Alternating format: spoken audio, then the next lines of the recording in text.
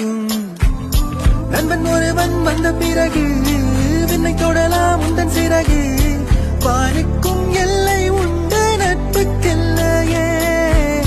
துன்பம் வரலாம் இன்பம் வரலாம், நண்பன் ஒருவன் பங்கு பெறலாம். கல்லூரி